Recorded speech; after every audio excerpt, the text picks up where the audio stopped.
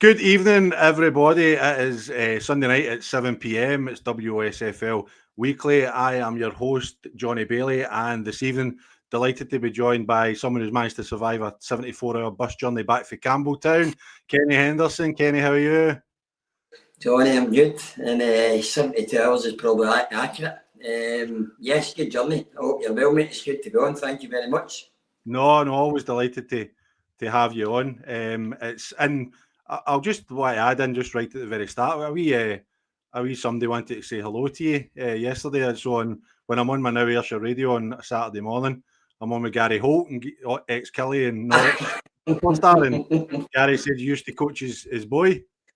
I did. I took his. Me and Gary have been friends for, God, must be 12, 14 years now. And when he first came back from England, I was down at Bonington, and his wee boy Ben for about 4 or 5 years.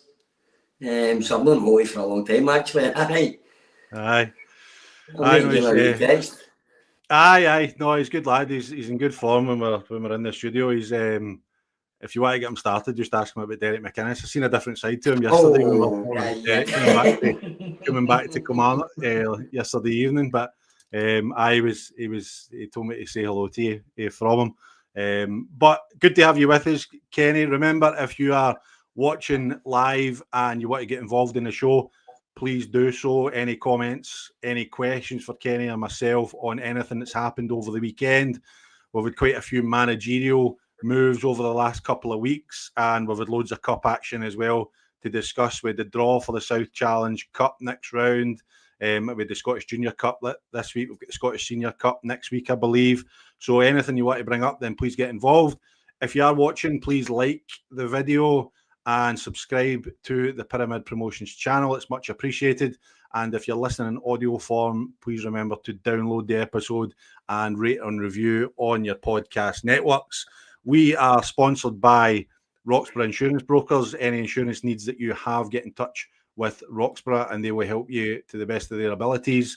GLA Chauffeurs, if you're needing any executive travel, then get in touch with GLA Chauffeurs. And of course, VSN Sport. If you're needing some bespoke kit for your team, then get in touch with Gary at VSN. Right, Kenny, I'm thinking what we'll do tonight, we'll start with the leagues. We'll run through the leagues, and then I've picked out 8 games out of the Scottish Junior Cup. I didn't really look at. I thought that there was games in the West, there was games in the Strathclyde Cup as well. I'm not really fussed about the Strathclyde Cup, although it's maybe relevant because Whitlets are involved given their situation at the minute. But I've picked out 8 games from the Scottish Cup, and there's a wee bit of news as we go as well, and we'll just see how it goes. Sound good to you? Sounds good, man. On you go. Okay, mate. So we'll start with the Premier Division. Kilwinning 5, Saltcoat, St Cadoc's 0. Kilwinning now up to 8th in the table, continuing their really strong start to the Premier League, and St Cadoc's now rooted at the bottom of the league. Kenny, what's your take on it? It's Kilwinning have started fairly well considering they get promoted last year. I know Kevin and Jonny are well, 2 very good guys, 2 very good coaches. So it doesn't surprise me that they're doing well, but St Cadoc's a bit funny. I don't really know what's going on with them at the moment. They don't seem to have a manager. The results are up and down, sitting at the bottom of that league. I thought they'd have been one of the teams that'd be trying to get up there for the top 8 and possibly push on. So it's quite a resounding victory for Kilwinning, 5-0 at home. It's a very strong result. No, it's a really strong result, and full credit to Kevin Kelly at Kilwinning and the rest of the team up there, because they've started the season really well, as all the promoted teams have done, to be fair. But I agree with you on St Cadoc's. I find it a strange situation, because I was looking at the lineup from yesterday, and there's still experience and quality in that side that they really shouldn't be languishing at the bottom of the table. And I think, I suppose, if I'm maybe going to get into trouble for saying this, but I suppose if they had any fans, it would maybe be a bit more noise about the place, about what's going on. That's the hard thing, trying to find the real same, trying to get a place, trying to get your own ground, and get yourself back to where your roots are. It's only going to enhance you as a club. But as you say, the lineup, there's plenty there to make sure that they can go to places like Corinne and not just compete, but get a victory, get 3 points on the board. So that would be a wee bit concerning for Brendan and the people above at St Cadoc's. But it's it'll be interesting in the next couple of weeks to see what actually happens with them and where they go with a manager and what they actually do. Mm-hmm. Yeah, no, definitely. And they'll go to, I think St Cadoc's play at home to Cumnock next week, which will be another big one for them. Cumnock sitting in 12th with games in hand, and Corinne go to Beath. So again, another chance. Beath, who maybe struggling a wee bit, sitting second bottom. So another chance for Corinne to consolidate at the top end of the table. So really good performance for Corinne. Disappointing for St Cadoc's, and we'll see what happens over the next few weeks when we get. I think there's a full league card next week, which is good. Good for a change. Yes. See, I know. Okay, no games in the first division, but we'll jump into the second division. Cali Locos 2, 3, 6. I think Cali Locos actually went in front if I was following Twitter correctly, but we've got a comment here from Ross, who's a good supporter of the channel, just saying good to see Threave back to winning ways again, smashing Cali Local 6-2, keeping up their unbeaten run in the league, solidifying. Yes,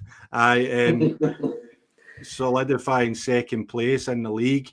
But it's a really impressive result. Like I said, I think Ross may be able to correct me, but I think they actually went behind at the beginning, but then have managed to come back and win the game 6-2. And as Ross says, undefeated in the league so far, along with Les Mehigo. Really impressive. Threave have just been brilliant last couple of seasons, but they've been really strong. And yesterday's results, no surprise. I think Threave can go to MD in that league and put a result out together. They've got a great support, they've got a great backup, they've got a great ground. And I think Threave are just going to keep continuing to go forward and pushing and get up the ladder. They've got everything there in terms of setup, etc. I suppose the only thing for me would be is the catchment area. Like how far can that take them? You know, like getting boys from that area and the teams they're competing with. Because as they go up through the leagues, they'll start to compete with the likes of the lowland league teams and the Stranraers, etc. If Stranraer come down or whatever, then it'll be interesting to see how they progress there. But they've certainly got everything right off the bat. Ross is just saying 3 or 5 and up before Loco scored. So once again, Jonny Baillie has no idea what he's talking about. But they've got everything set up off the park. It's just really how far can they go? Because I agree with you. I think they've got everything right. The way they play football, they've got everything right to kind of progress. They have, and they've got a smashing wee ground. They're well packed. They're well supported.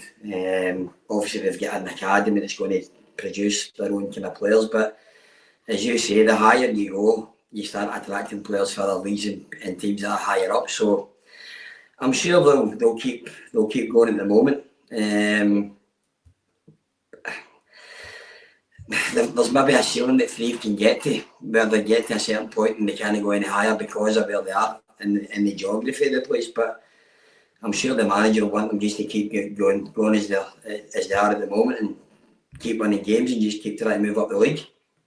Aye, definitely. And Cali Locos, on the other hand, it's maybe not the start to the campaign that the new management team would be looking for. Still only 1 win in 10. They host Maybole next week.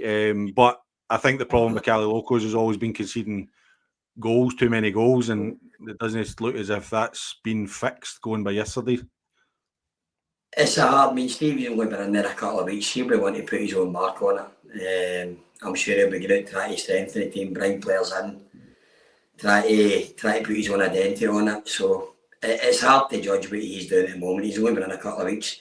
As in Cali Locos is a club, they're a great club, but they've had a very funny season with the manager walking out, then somebody taking it. He walked out, was it not even a week, 2 weeks, and then obviously Stevie's then jumped in there. So I think in another couple of weeks, I'm sure Steve will be working hard behind the scenes with his staff to try to enhance it, bring players in, put his own stamp in it.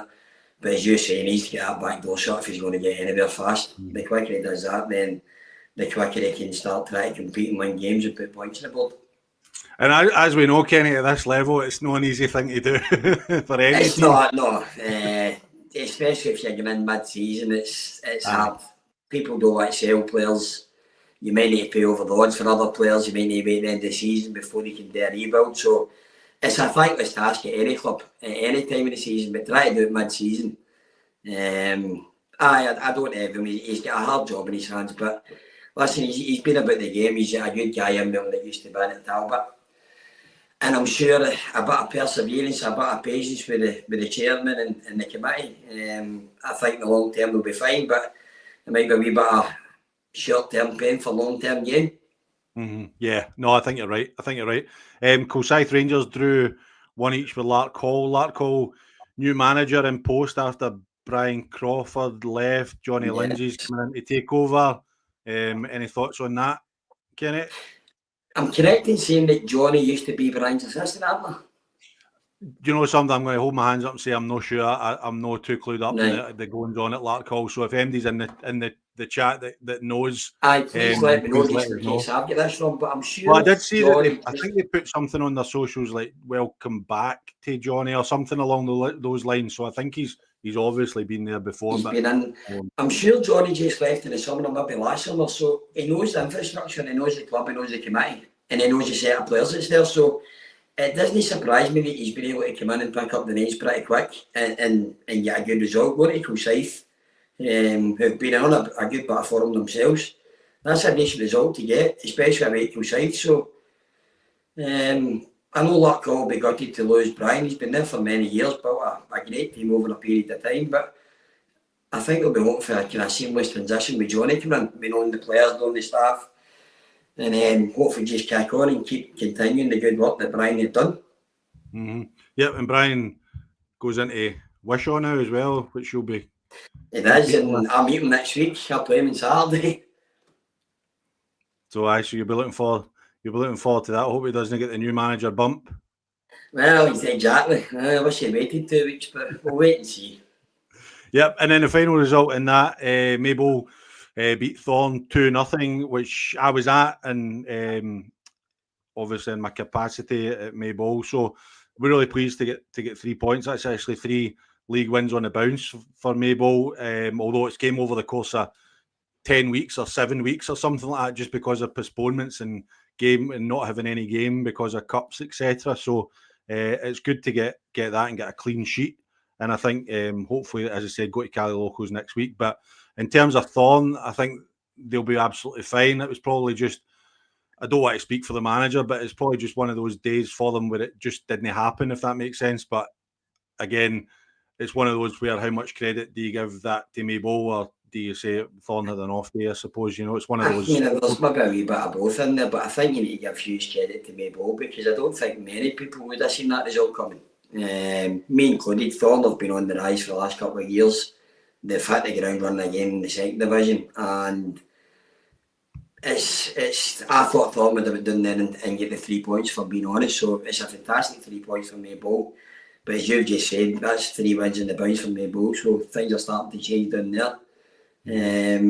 I think any game you always need to give the winning team a bit of credit. It's not just about the other team maybe having an off day or not turning up or taking chances. It's got to be a bit of both, and I'm sure you're in a better position to tell me if you were there. So I know, but I'm always kind of there's good things happening at Maybole with the new ground and everything else, and it's been a decent start to the season.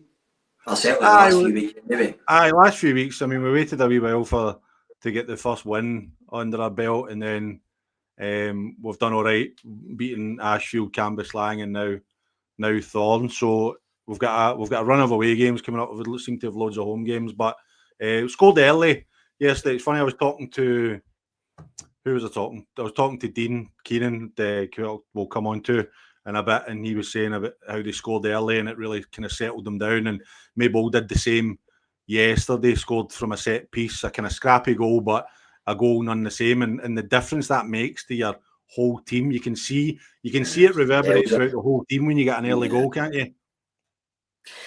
It's sometimes it just settles you a wee bit, especially when you're playing a team that's above you. An early goal can just settle the nerves, and then it allows you to play yourself into the game instead of panicking and trying to force things. So getting an early goal, especially against a good team like Thorn, because you know they're going to try and pass it, they're going to be in your face, they're going to be getting through the phases, the transitions, trying to pass through you. So getting that early goal, that means they need to actually open up even further than what they would normally do.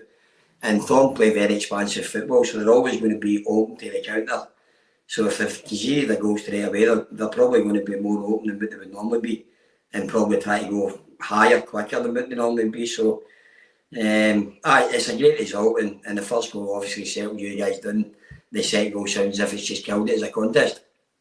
Yeah, and then missed a penalty in the second half as well. Just a wee shout out to Conan Mackin, striker from Maple, who's possibly taken the worst penalty I've ever seen in my life. I've no idea how he gets so much height on the ball. We've got a net behind the goal to catch the ball, and nearly went over the net. It, did he?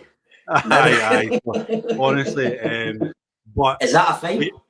No, I wouldn't find the lad. He's too nice. He's too nice a boy, to be fair. And he scored the first goal, so we can't. You let him away with it. He's been brilliant for us, and he's a great lad. So, but I just wanted to dig him up for his penalties. We'll get him practicing tomorrow night. I'm sure they appreciate that. Aye, no, absolutely. Listen, they know what they get with me. Don't worry. Okay, Kenny, into the third division. Great result for Ardea coming back. They were down, so I got that one right, Ross. At least only because I spoke to Sean Kenny, the Ardea manager. They were actually 2-0 down. And weirdly, listen to this, Kenny. This is really interesting. He says, "I told the boys I thought St Anthony's would take the lead before the game, and we had to just keep playing our football, not get frustrated. That's what they did. We had a lot of possession in the first half, poor with our final pass, made an early sub about 30 minutes in, and Jacob scored with his first touch to close the gap. Second half better, scored 3 cracking goals, delighted with the mentality and never say die attitude from the boys." It's an interesting take for Sean, isn't it, saying that he told the boys that St Anthony's would score? I think if I was Sean, I'd be going to put the lottery on. Sean, listen, I know Sean really well. Sean's a great guy. It's very interesting to hear his thoughts, that he thought Lance would go in lead. I don't know if he's maybe thought his players would be a wee bit complacent because of where Lance are sitting. They've not had a great start. I'm not sure if they've won a game yet this season. No, they haven't. No. Monty's went in there and he's got a full rebuild. Obviously, get relegated last year. They've got a different team, I think, every week getting put out at the moment. So maybe Sean's seen something in training, he's seen something before the game and the warm-up that's helped him to come to that conclusion, that he's seen a wee bit of complacency. He's maybe said that to the boys, and to be fair to them, if that's what's happened, he's obviously got them in at half-time. He's reminded them. I'm sure there's been a quiet chat, shall we say, to get the boys motivated, because it sounds as if they're in the second half and done a number on them. Mm-hmm. I suppose it just shows how well he knows his team, as well. Like he's obviously been there a while. He knows the boys. He knows the type of boys that he's brought to the club, and how they're going. And to be fair to Monty and the Ants, they have went ahead in a few games this year, and unfortunately not been able to hold on, which must frustrate the life out of Martin in the managerial position there. But again, it's a bit like other guys we speak about. We know it's been a complete rebuild there, and they just need to keep going, and it'll come, and then hopefully you put one together and then another one, etc. And if they're going ahead in games, then at least they've got a starting point. Yeah. But it's that old saying, it's trying to shut the back door. I mean, you're back to Ardea. The job Gary's done in there has been tremendous. You can see what he's done in the community, getting the 20s back up and running, what they've done at the ground, getting a new committee in, the fundraising they do. I know the boy Jim West, who's in the academy side there, they've really built that club up for nothing from where they were a few years ago. Sean. So Sean's done a tremendous job out there. And I know a few of the players, they've got a really good team. They've got a good mixture of youth and experience. The boy Thomas up front scores a lot of goals for them. So I'm sure they'll stay in the same trajectory that they're doing, and Sean will just continue to keep improving them, and Ardea will keep getting better. Getting back to St Anthony's, it was a hard one for Monty to walk into last year.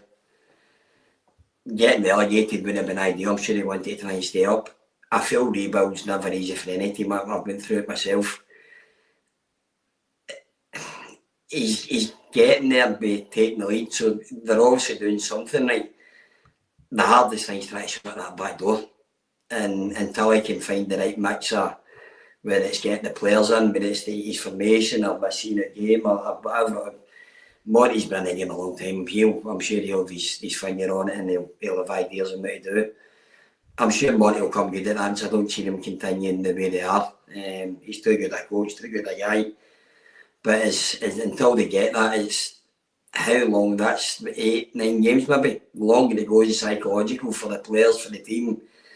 It gets harder and harder every week.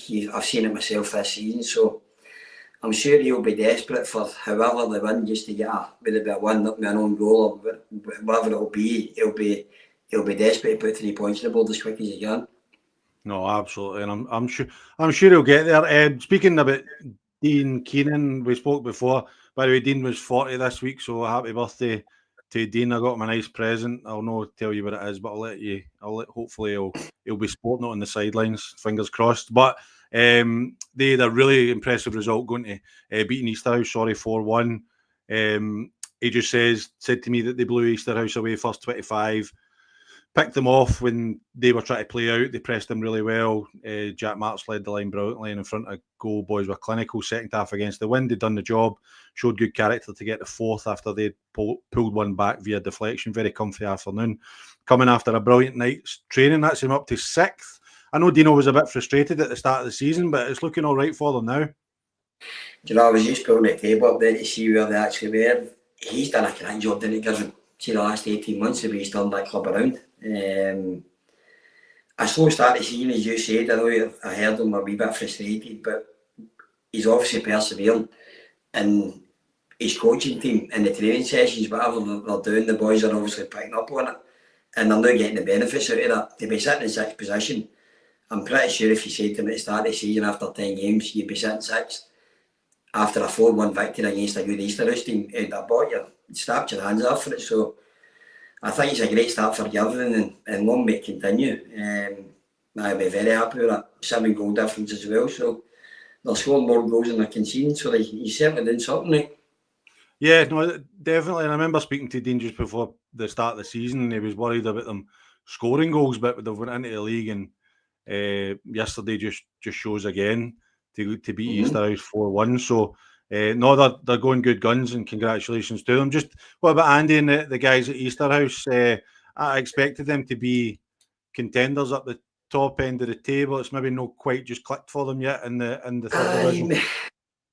Andy done brilliant to get them promoted last season. They've kept the guts of that squad together and strengthened to it.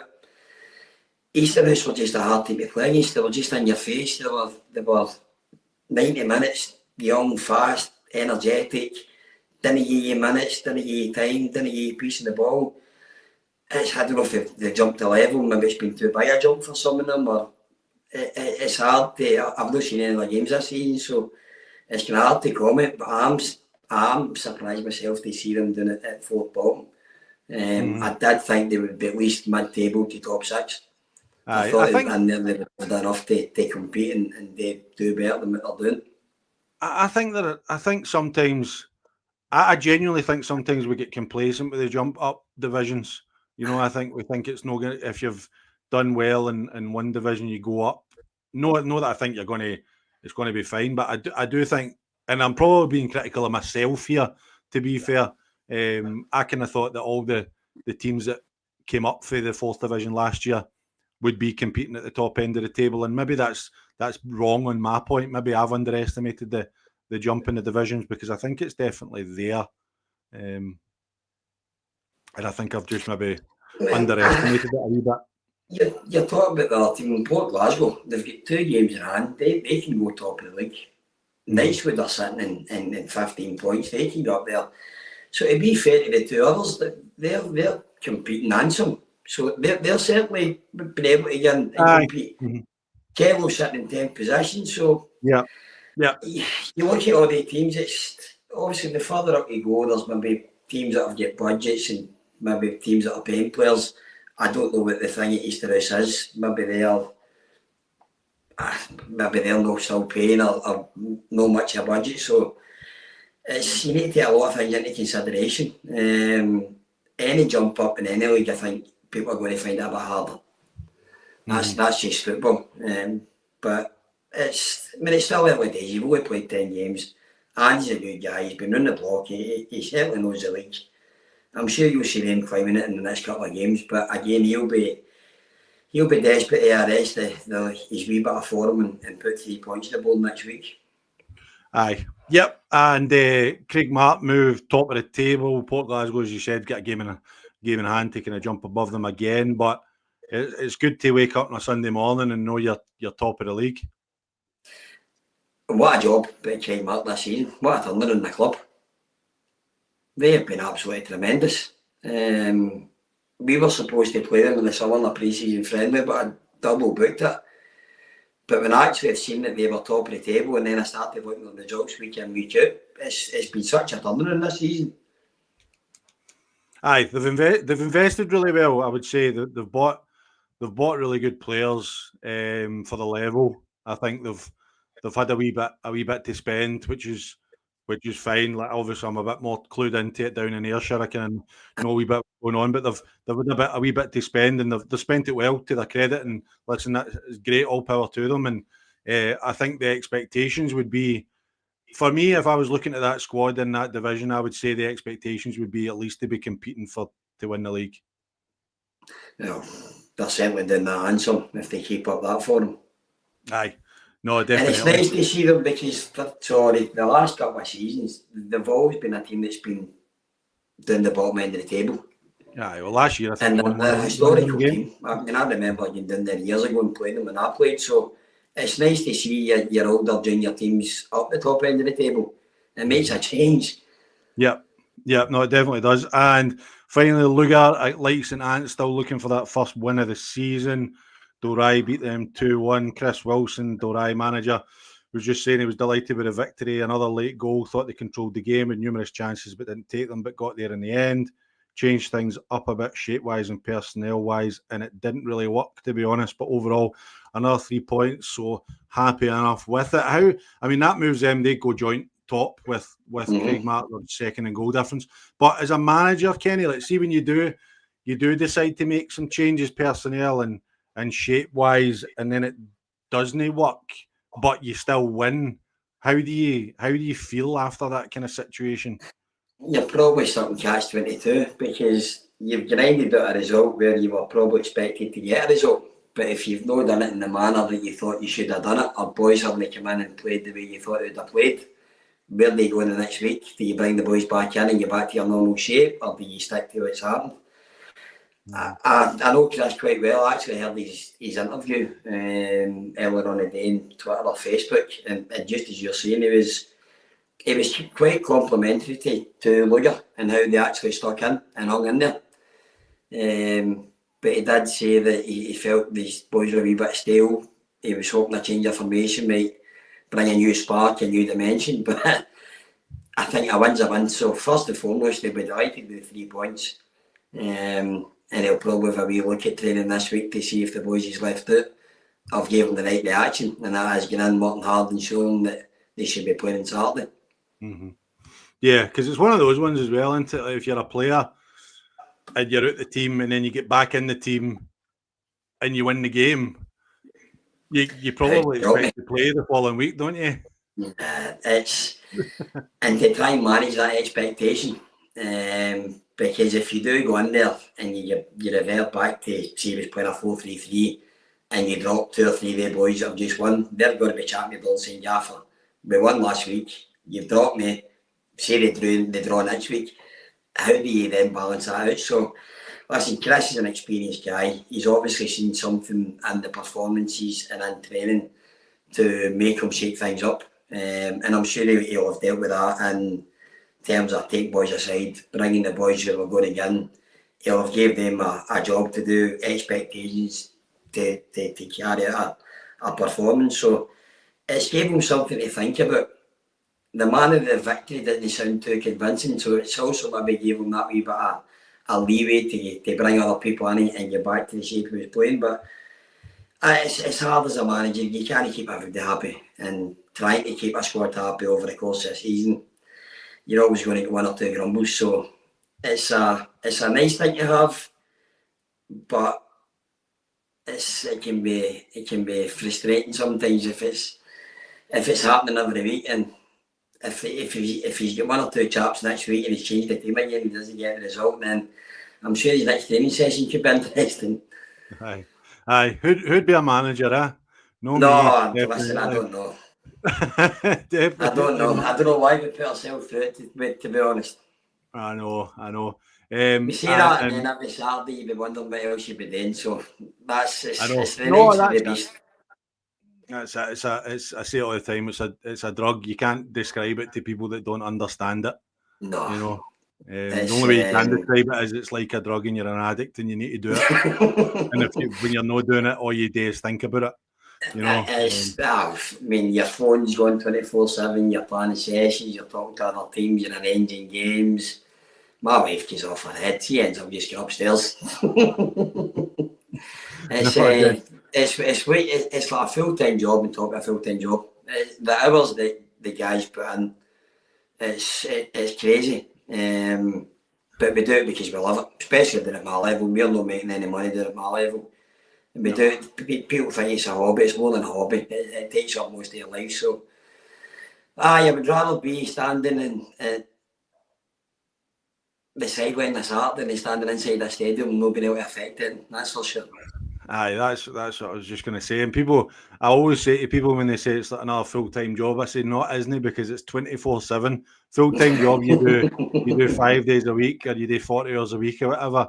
I guarantee if you counted up the amount of hours you spend, if you counted up the amount of hours you spend doing stuff today with football, Kenny, it'll be a lot more than 40 hours. It's like literally for the minute you wake up to the minute you go to sleep, 7 days a week. And it's constant 7 days a week. You don't get a break for it. As you say, your work finishes on a Friday, you don't hear again for Monday. The first thing this morning, players texting you and this and that, and it's just non-stop. But listen, I wouldn't have it any other way, so I'm not going to sit here and complain about it. No, that's it. We love it. Right, okay, let's talk a wee bit about you guys then. Kenny, 3-1 win, over at Campbelltown yesterday. That's now 3 wins on the bounce after probably what I suppose you would agree, maybe know the start to the season you were looking at, but when we were speaking, I know that there was various kind of factors that kind of run into that. But you feeling a bit happier with where things are now with the club? I think 100%. The start of the season was underwhelming, to say the least. We got a really hard first 5 games. You had West Park in there, you had Eglinton, you had EK, you had Irvine Vicks. It was you had Killick. So it was a right hard start of the season. And I'm sure I was the same as a lot of other clubs. We had boys missing left, right and centre for holidays. And it wasn't until probably the 4th game that it actually settled in and we started being able to put the same kind of team out. Again, we've played 10 games now. We're sitting kind of joint 8th. If you said to me after 5 games that you were going to go the next 4, win 4 of them and lose 1 of them, I'd have bit your hand off it, because it's been a great turnaround.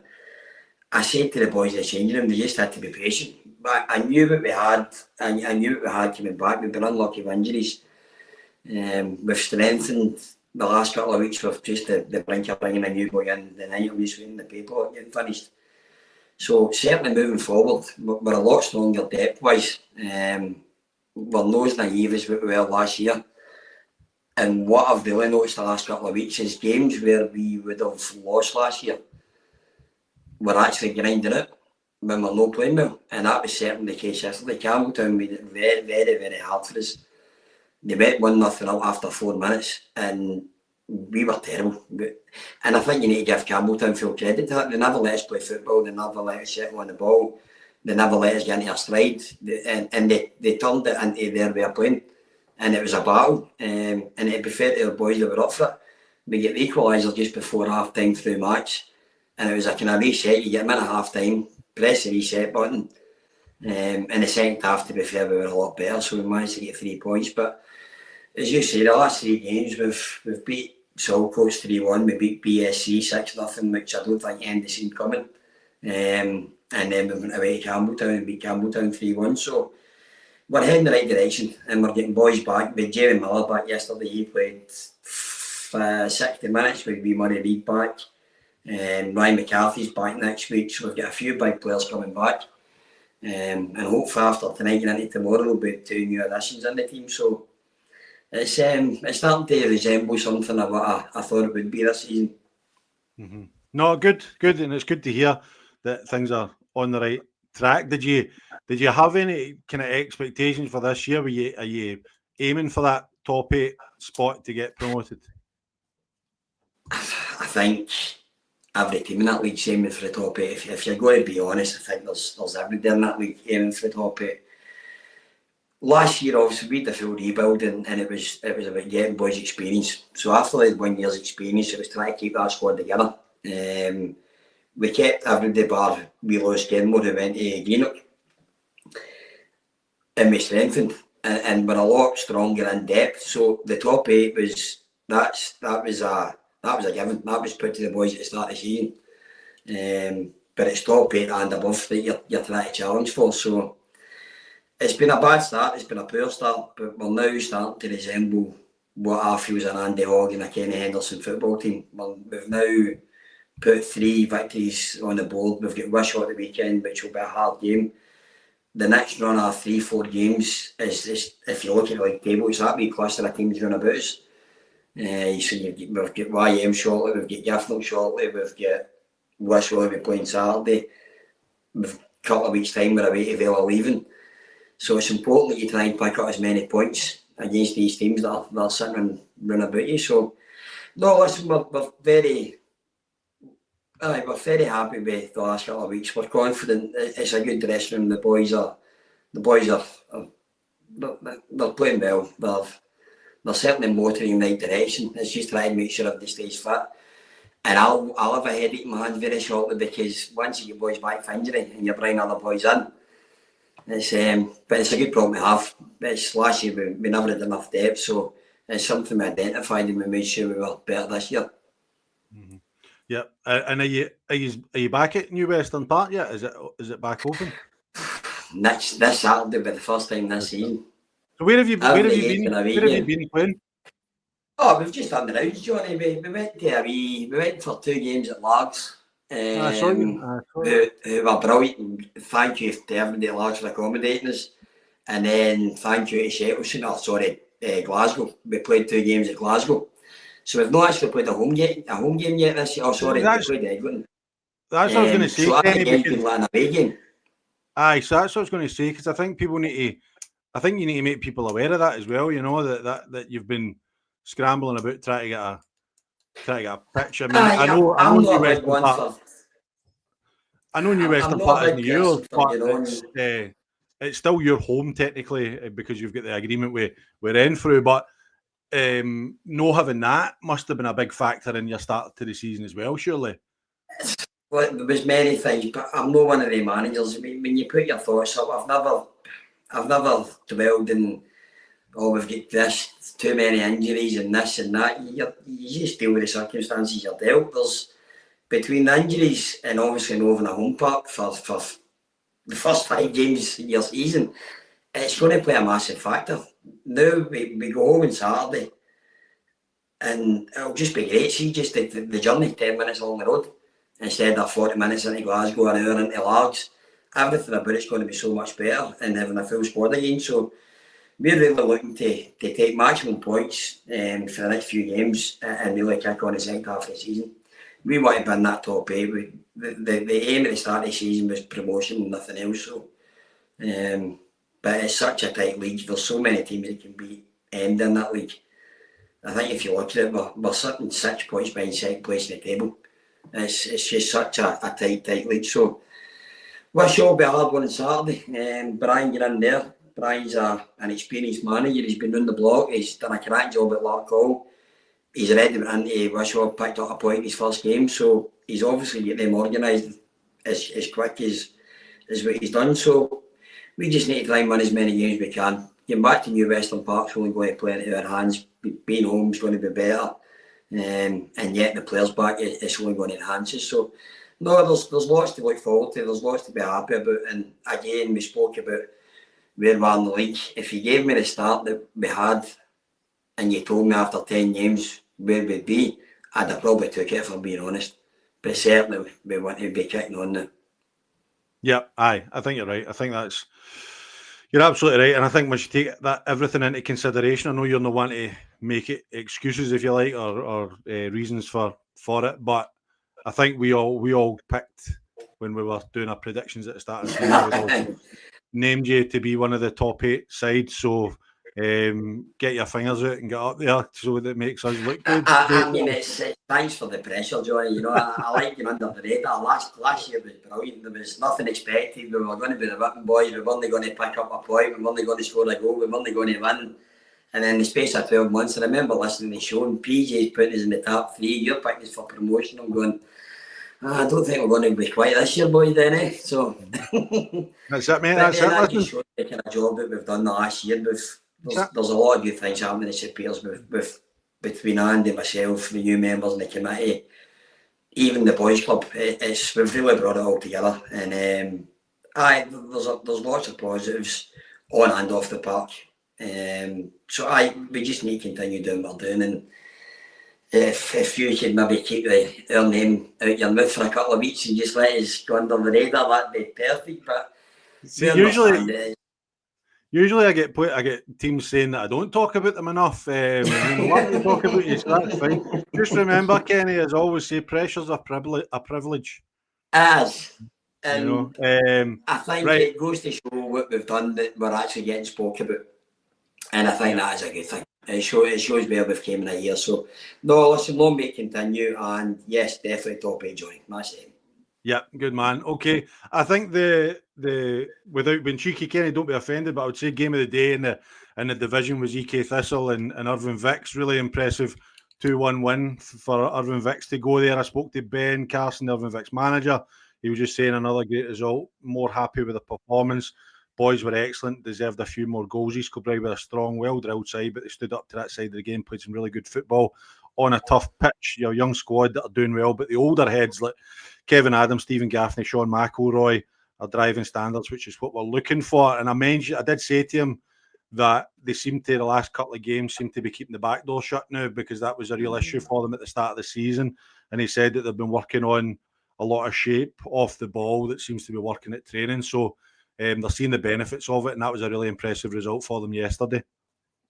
I know I spoke to Nick, that's Ben's assistant, last night, because they beat EK yesterday, but they also beat Killuke in the first time. They beat Killuke the week before. So it's 2 massive results they've put together on the bounce. And from the go up to East Kilbride, Stevie K's done a great job with EK. To go up there and take full points away it's no mean feat. So they've started really well. Ben had pretty much rebuilt that team from scratch in the summer. Kevin Adams always going to score the goals. We played them. It's probably our worst performance. We played them on a Wednesday night down in Largs. It was just an absolute nightmare. They beat us 3-1, and they beat us convincingly, to be fair. But the last 2 weeks, to put 2 big results for that together, going to East Kilbride and beating Killuke, they'll be really confident, and they'll be wanting to push on. So I feel credit to Ben. Great result. So we'll see where next week goes. Yep, and another team that came down with Irvine Vicks last year, Vale Leaving, beating Humains 2-0. They seem to have picked up a bit of form recently, Vale Leaving, after they had a wee blip maybe at the start of the season, but they seem to have picked up now, and they're kind of where I would have expected them to be, because I've always thought they were a decent side. I didn't surprise me at all if they were up there. I thought they'd be up there for the start. They certainly made up for a wee blip the first 2 games of the season. I don't know if that was maybe holidays or what it'd have been. But they scored a lot of goals. I think middle to front are very, very exciting to watch. They've got good pace, good with, two good wingers. No, they're doing very well, and beating New Mains have had a very good start to the season for them, so it's a cracking result. Yeah, no, it is. Okay, Kenny, we'll move on. We'll touch, before we go into the Scottish, we'll touch on the West of Scotland, round 1, Bonnyton 3, Finnart nothing. I don't think there's anything really that we would have expected other than a Bonnyton winning that one, Kenny. Anything you want to add? And similarly, in round 2, beat EKYM 2-0 as well. Good performance for EK, keeping it to 2, I suppose, being a 4th division side, going to a Premiership side, but no real surprise in any of those results, really, is there? No, I thought Bonnyton would have been too strong for Finnart, so no surprise there. And I don't think it's a surprise only to it. YM they're very well drilled. They're a decent team. They've actually got a lot of older heads that played Lowland League and a bit of experience there, so that's obviously helped them in the start of the season. Both are in a wee bit of a transition at the moment. We might have not in there this year, so you're away to be and only losing 2-0 is certainly no disgrace. I think that's a cracking result, so they'll take confidence in that and kick on. Yeah, definitely. And in the Strathclyde Cup, 4th won, Whitlets 3 and Port Glasgow 5, Royal Albert 0. Again, probably 2 results that went the way that we probably would have expected.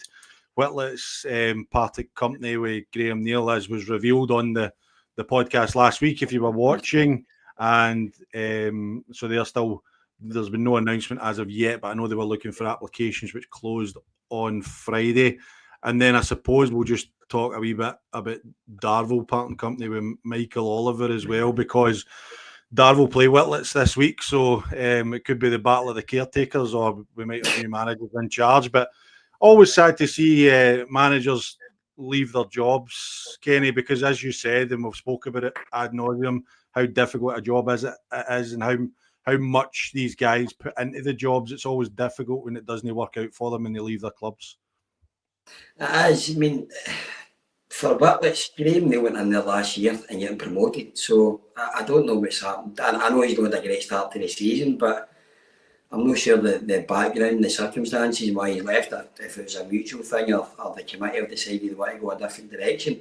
But he certainly had a lot of time this season to try and turn things around. The Darvel ones, Michael's been there 2 years. I know Michael back for his first days. He's getting relegated was a bit a kick in the teeth, obviously, the points issue that a few teams had. They've just not really kicked on this year, and I think he's been given every opportunity to try and turn it around. And Michael's a good guy, he's a good coach, he knows football. I'm sure he'll bounce back. But Darvel, I know they might not have the money that they had when John Gall was there and certain things, but they're still a massive club. They've got a massive fan base, and they're still a well-run club. They've still got a wee bit of finances in there, so I'm sure whoever gets that job will be looking to kind of pick it up and try and turn it in pretty quick. But I'm sure Michael and Graham will find themselves back in football sooner rather than later. I know, definitely. I think Michael, I looked up the stats for the radio on Saturday. I think it was 7 wins in 38 league games. It's difficult when you get that. Craig McGee's just asking there, who's favourite for Whitlets' job? It's Chris Strain to Darvel. I think Chris Strain would be an excellent appointment for Darvel. When we were on the radio with him a couple of weeks ago, he spoke about how he wanted a team that matched his ambition in terms of where he wants them to go. So I suppose my kind of question for that would be, can Darvel sell Chris Strain on that? Because Chris wants to go as high as he possibly can, and he wants a club that's going to match that ambition. And with the reduced finances at Darvel, it's whether they can satisfy his desire to progress as much as he wants them to. And Whitlett's job, again, like I said, the interviews, the applications closed at midday on Friday, so I'd imagine interviews will be taking place soon, if not already. And again, it's a difficult one because you're really looking about trying to think of managers that are out of work that'll apply for it, because I always feel that you're not going to get many managers that are in work applying for it. So you could be looking at guys maybe like Colin Spence, it's left Kilbirnie. I'd heard Davy Winters mentioned as well. Michael Moffat might be somebody that could look that Whitlets might look at, who's already there and has got his coaching experience as well. So it's going to be an interesting couple of weeks to see who goes into these clubs, Kenny, isn't it? The Straney one to Darvel, I think Straney would take Darvel to a different level. The job he done at Beeve under the financial restrictions that he had to win that league 2 years in a row. I certainly think Darvel have got the budget Beeve have got, if not more. Although they're community owned, they're still a very well run and established club and a great fan base.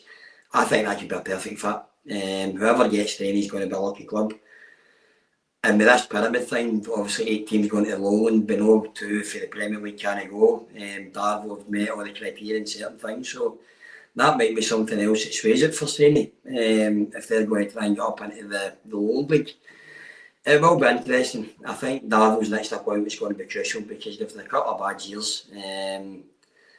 After just winning the Junior Scottish Cup, the success they had with Mick Kennedy, the last 2 years have been hard on the fan base, so Straney to Darvel would make sense for me. I think that'd be a correct fit, if I'm being honest. The Whitlets one, being the nursery, I'll leave you to your expertise. That's kind of more your neck of the woods. I know I'll be back to Darvel and that, but Michael Moffat in there wouldn't be a bad shout. It's a great club, I think Moffat and Ali Park took it the weekend. Craig's just saying that as well.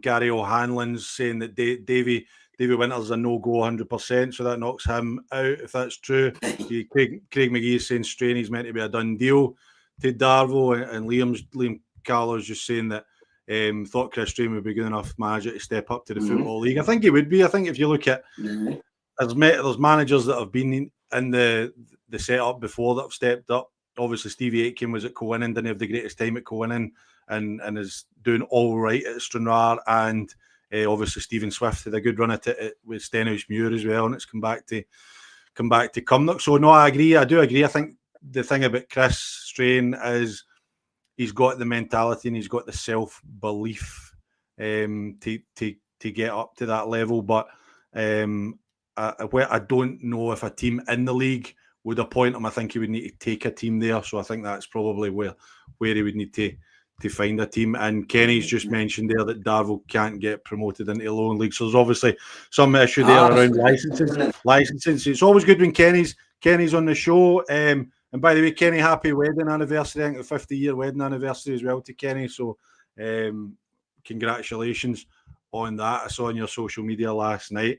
Okay, I think we've kind of covered that. Just see if any more comments. Craig McGee says, I have to say to Kenny. Here we go again. He says his dad was asking for him. He used to work with you at Scottish Gas. So there you go. I don't know who it is. Mr. McGee. Mr. McGee used to work with you. I know exactly who it was. I was waiting for that one. Aye, tell your dad to say hi, Craig. Cool. Okay, right, we'll pick out my show tonight with shout-outs.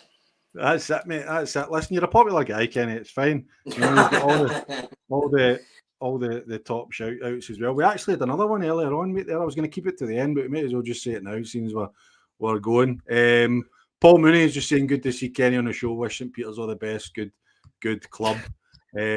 So we'll go into the Scottish Communities Cup, formerly Scottish Junior Cup. The results will go along the screen. Obviously, we're not going to cover everything that comes across here, but we'll just pick out a few results. We'll see how we go time-wise. I suppose the first one I'll start with, Kenny, is Renfrew going to Atherley and winning 2-1. I spoke to both managers, which is great.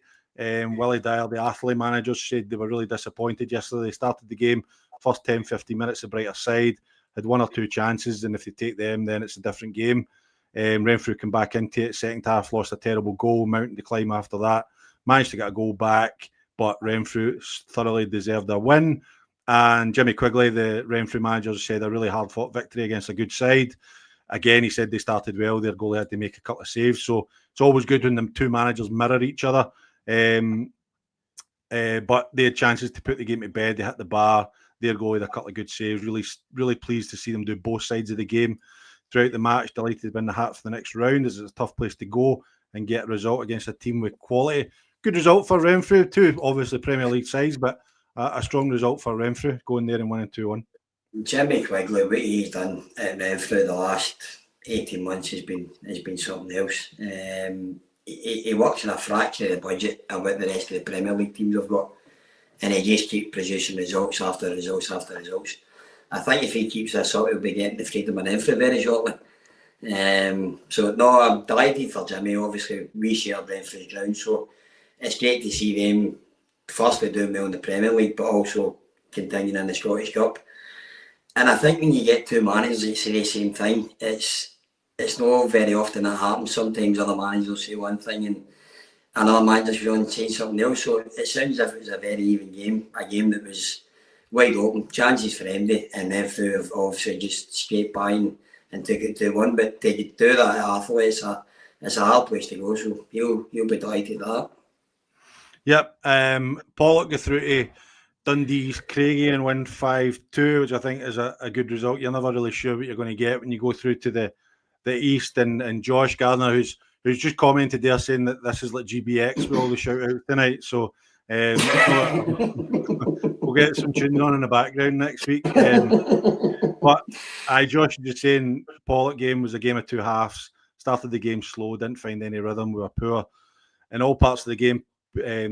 Dundee went in front, they got an equaliser through McCann, and then second half they asserted control, felt their fitness played a big part because they tired massively and they capitalised. It's a good result. As I said, you're never really sure what you get when you go through to these places, and to come away with a 5-2 win and get into the hat for the next round is all you can really ask.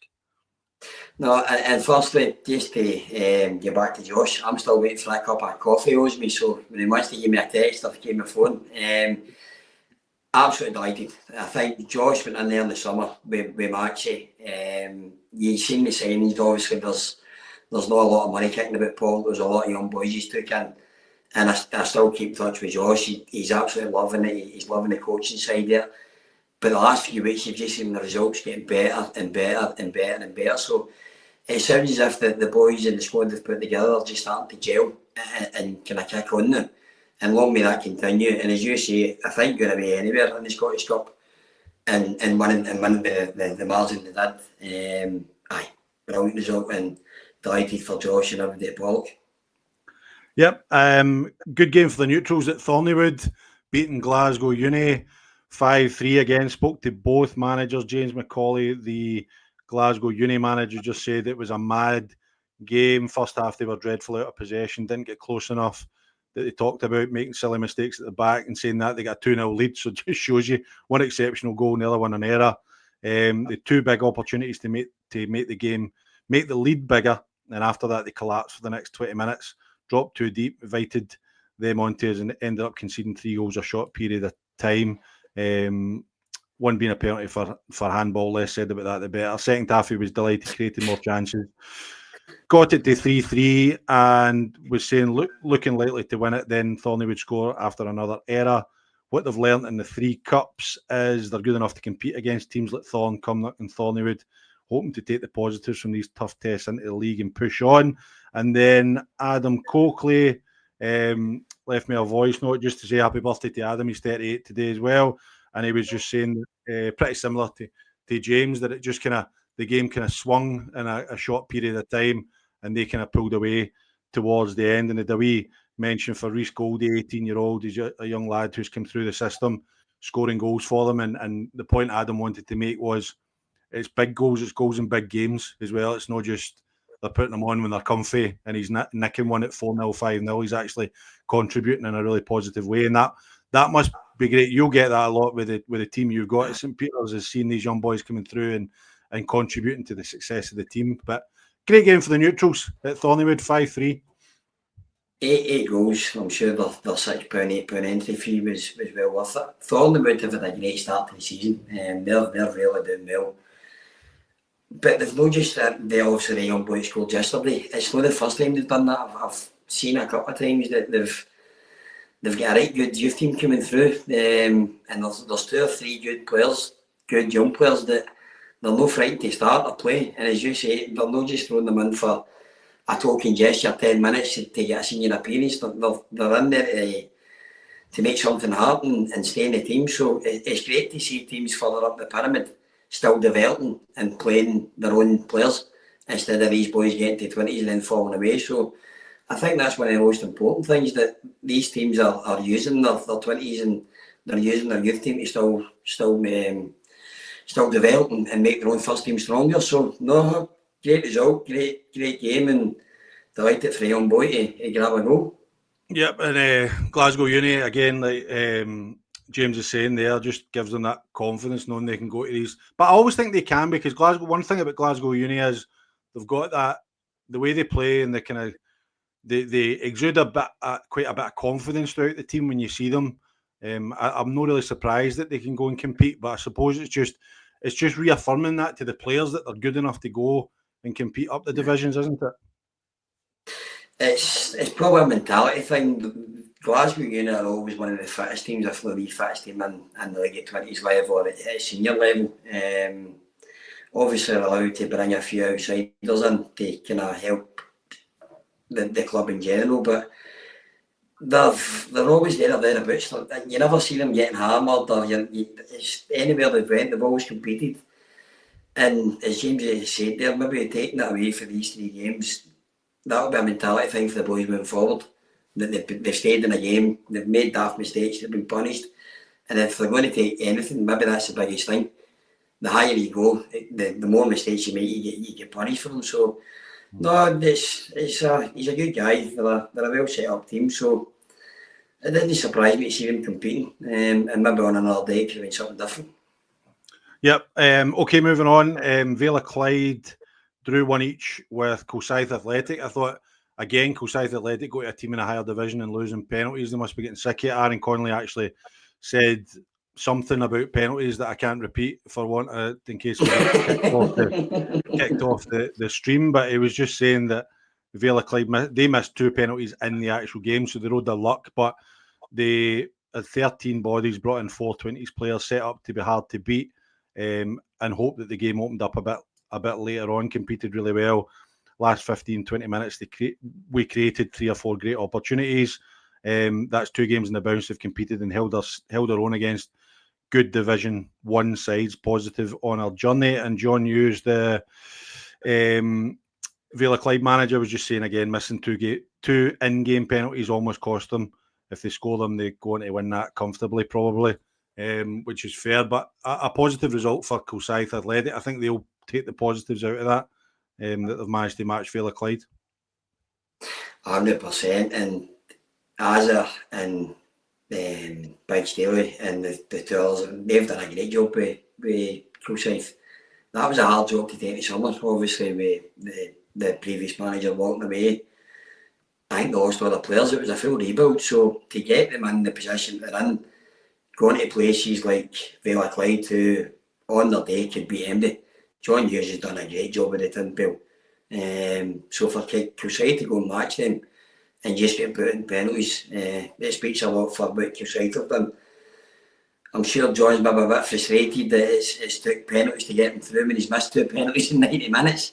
But at the end of the day, I think the all important thing, he's in the next round, and that's all he's asking for him, I'm sure. Yeah, no, definitely. You're right. That's all you can really ask for. Giffnock beat Lochie Hart. This is good. I'm getting different manager updates for you. Hope you're enjoying it. So, John DL, the Giffnock manager, I got in touch with him and he just said the boys were excellent yesterday. Thoroughly deserved the result. Scored early in the game to go 1 up. Couldn't get that second goal that they probably deserved. Second half, Lochie equalised within minutes. The restart, credit to the boys, responded within minutes to regain the lead and then controlled the second half. Puts us into round 4, which is excellent for Giffnock to be in the 4th round of the Scottish Junior Cup. That's Jidey and Neil. They're 2 great guys, 2 great coaches. Jidey's a fantastic manager. Also been at St Peter's before. He'll do great things at Giffnock. I'm sure they'll go from strength to strength.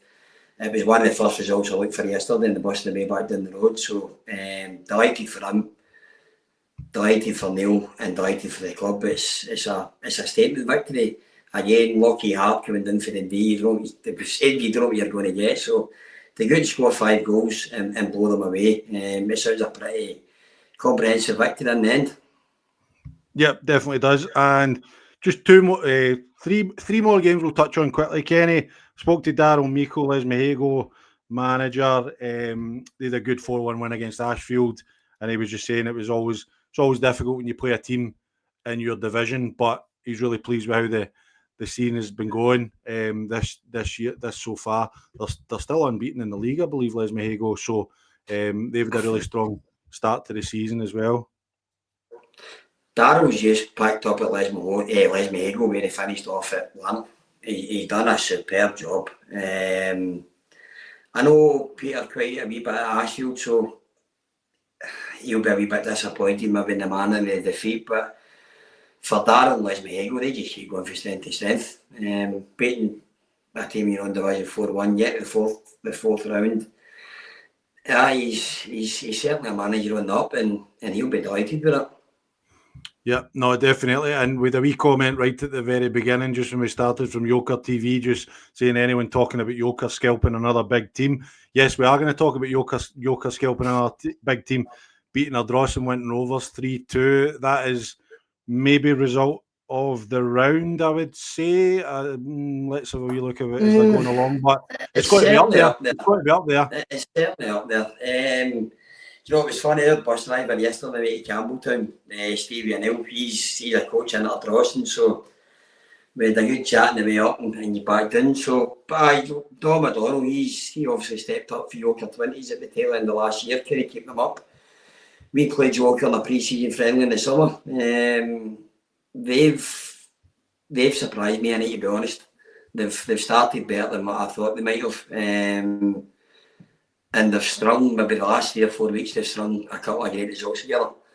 So Dom will be delighted. Ethan Pryor works in the gym that I go to, so I'm sure I'll see him in the morning. He'll be telling me all about it. But it's a great result. Beating a team at a division up is always an upset. So good luck to Dom. I'm sure Ardrossan will be kicking themselves. They get back in it in 2 weeks, late on, so to throw it away 3-2. But fair play to Yoker and fair play to Dom. His job's getting better and better week in, week out. His results are picking up. They're scoring goals. They seem to be scoring goals and putting results together. So Dom will be delighted, and as the fans obviously come on and said, they're much spoken about. So they're certainly putting themselves out there for the result of the day. Yeah, absolutely. And another impressive result, I think this will be the last one that we'll kind of touch on, Kenny, but for me was Rob Roy beating Petershill 5-0. I thought that was a great result for Rob Roy. We've spoken on the show. I've spoken in the show before about Rob Roy, maybe not quite clicking just yet. They've brought in Craig Truesdale for Clyde Bank, which I think is a fantastic signing for them, and he scored yesterday. So it's a really impressive result, beating a decent Petershill team 5-0. I don't think anybody would have seen that one coming, to be fair. I think everybody thought the PG would have up there and made a game of it. So, Rob Roy, they've probably underwhelmed this season. There's more to come for Rob Roy. And I think making a statement saying, like, bringing Chris back to the club shows the intention of where they want to go. So, they'll be hoping that that's something they can lay the foundation on and kick on for the rest of the season. Just beating Petershill by 5-0. It's certainly an impressive result. I know, he's probably just gutted that it wasn't in the league, to be fair. But you can't. I know, but you can't have everything, as they say. No, but I'm sure he'll take the positives and hope they can kick on in the league. That's the only thing. Mm-hmm. Aye, no, definitely will.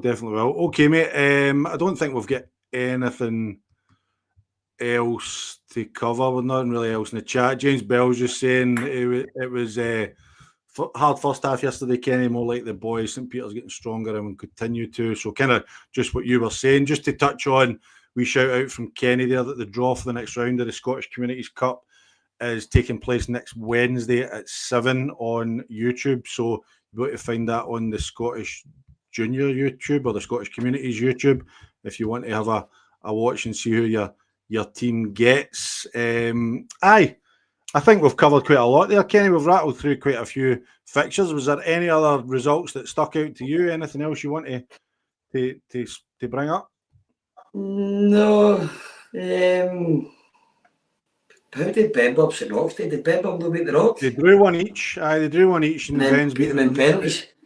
So I'm surprised that was one that I was surprised. I thought the Rock would do too much for Benburb. Apart from that, I think everybody else is where we thought they'd be. The results are where they are. And no, listen, thanks for having me tonight. It's always a pleasure to come on. It's always nice to get a chat and get a gossip about other teams and what's happening and find out bits of information here or there. So, no, thank you very much, and I look forward to the next time that you send the SOS out when somebody doesn't come on to you. No, listen, Kenny, you're always in the list. I just need to pick and choose. I've been trying this year to get as many new guys on as I can, to be honest, just to kind of keep it fresh, if you like, you know. You don't want me and Josh on every week. I know. We've not got enough time. But just when you're talking about the Benz here, Paul Mooney had said earlier on that they've signed Lewis McTaggart for Drumchapel, which would be a great signing for them. So it's a good bit of business for Benburb to bring them in. And then the cycling chainsaw chat obviously wants me to mention Auchinleck beating Bathgate, which was, if I'm right, a repeat of the 2006 final. But I don't think Bathgate are quite what they once were. I fully expected Talbot to take care of them quite comprehensively, and they did so. And Craig McGee's just saying Kello were unlucky at Drumchapel, which they were 3-2. But cup competitions, it's just about getting into the hat for the next round, isn't it? So if they get to the final or whatever, then nobody's going to look back and say, but you struggled against Kello. No, but Kenny, listen, it's been amazing. I've really enjoyed it, as always. I've enjoyed your chat. We've covered a lot there over the course of the last hour and 10 minutes. So thank you very much, mate, for giving up your Sunday evening to come and spend it with us. Okay. No, thank you. Yep, just a reminder, if you are rewatching this video on YouTube, please hit the like button. Just do it now. Just do it. Right, okay, that's it, done. See, that was easy, wasn't it?